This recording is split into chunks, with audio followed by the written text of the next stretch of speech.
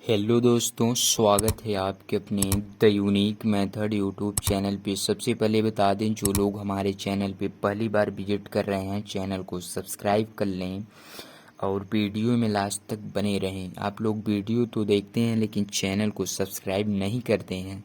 आप लोगों से रिक्वेस्ट है कि चैनल को सब्सक्राइब ज़रूर करें। तो चलिए वीडियो में लास्ट तक बने रहिए। चलिए बताते हैं। यहाँ पर दिया है श्रवण कुमार खंड काव्य के नायक प्रमुख पात्र श्रवण कुमार का चरित्र चित्रण। यह 10 और 12 बोर्ड एग्ज़ाम के लिए 2024 बोर्ड एग्ज़ाम के लिए वेरी इम्पोर्टेंट, बहुत ज़रूरी है। और यह हर साल 5 नंबर में पूछता है। यह मैं पूरे दावे के साथ कह सकता हूँ, हर साल पूछता है और अब की बार भी पूछेगा, 2024 के एग्ज़ाम में भी पूछेगा।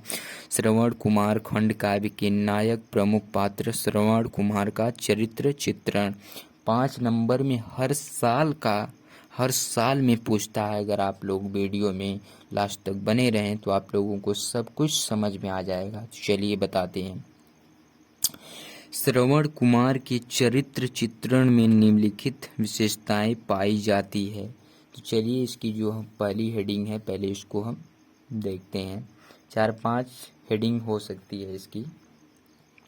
यहाँ पर जो पहली हेडिंग दी है, शांत गंभीर स्वभाव। शांत गंभीर स्वभाव। श्रवण कुमार के माता पिता तपस्वी हैं। आश्रम के शांत और पवित्र वातावरण में उनका पालन पोषण हुआ, अतः माता पिता के संस्कारों और आश्रम के वातावरण का उसके जीवन पर प्रभाव पड़ना स्वाभाविक है। दूसरा हेडिंग है आत्मज्ञानी। दूसरी हेडिंग है आत्मज्ञानी। आत्मज्ञानी में है, श्रवण कुमार अभी बालक ही हैं किंतु माता पिता के संस्कारों के कारण आत्मज्ञान हो चुका था। वह मृत्यु के अनिवार्यता को समझता है। इसकी तीसरी हेडिंग है जो पितृभक्त। तीसरी हेडिंग जो है पितृभक्त।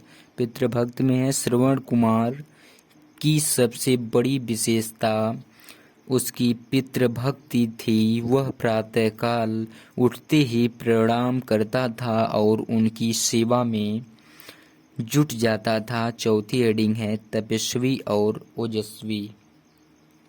श्रवण कुमार संयमी और तेजस्वी हैं, इसलिए मरते समय भी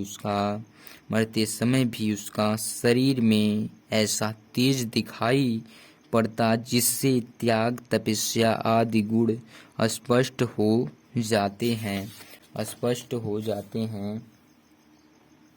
इसकी जो है चौथी हेडिंग है कर्मवादी। श्रवण कुमार भाग्य में विश्वास रखता है। भाग्यवादी होते हुए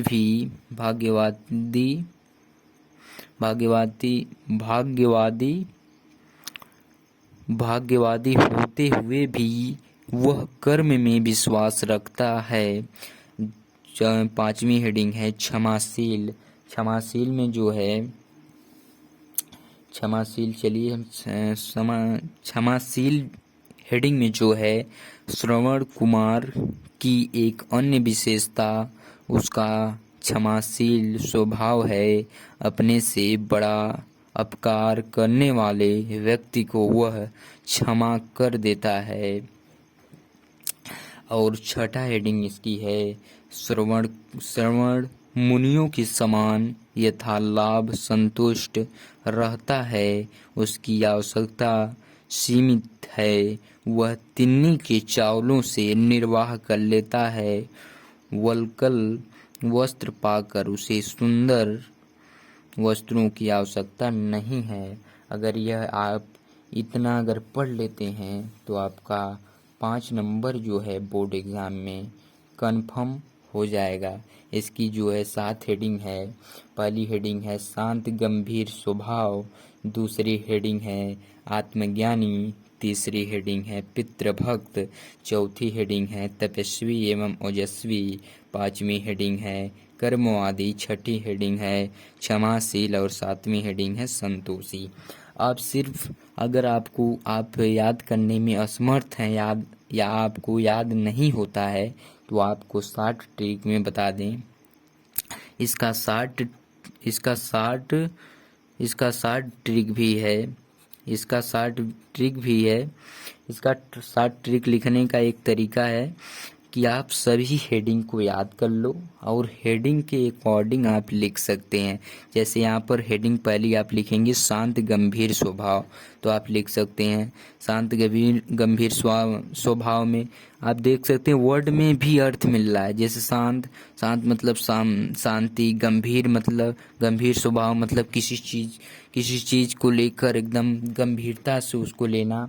तो आप इसमें से लिख सकते हैं, हेडिंग डाल के आप लिख सकते हैं श्रवण कुमार एक शांत स्वभाव के थे और गंभीर स्वभाव के थे। वह जो है अपने भाग्य में विश्वास रखते थे। इस तरह से आप बहुत कुछ बनाकर लिख सकते हैं। इस तरह आत्मज्ञानी में भी बनाकर बहुत कुछ लिख सकते हैं, पितृभक्त में बनाकर लिख सकते हैं, तपस्वी एवं ओजस्वी में बनाकर लिख सकते हैं। सिर्फ हेडिंग अगर आपको याद रहे तो। और कर्मवादी, क्षमाशील, संतोषी में भी जैसे आप लिख सकते हैं श्रवण कुमार बहुत संतोषी थे, बहुत तपस्वी थे, बहुत कर्मशील थे, बहुत उल्कल वस्त्र पाकर उसे सुंदर वस्त्रों की आवश्यकता नहीं थे। वह मतलब वह थोड़ी से भी में वह संतुष्ट हो जाते थे। उन्हें बहुत ज़्यादा वस्त्र या बहुत ज़्यादा धन की लालच नहीं थी। वह जो है थोड़ा से भी पाकर खुश हो जाते थे, संतुष्ट हो जाते थे। इस तरह आप बनाकर बहुत कुछ लिख सकते हैं। यह 2024 एग्ज़ाम के लिए वेरी इम्पॉर्टेंट हो सकता है। तो आप लोग इसको ज़रूर याद करें और बोर्ड एग्ज़ाम में ज़रूर लिखें। हर साल पूछता है 5 नंबर का। तो चलिए, अगर वीडियो अच्छी लगी तो लाइक, शेयर, सब्सक्राइब और फॉलो ज़रूर करें। जय हिंद, जय भारत। मिलते हैं अगली वीडियो में।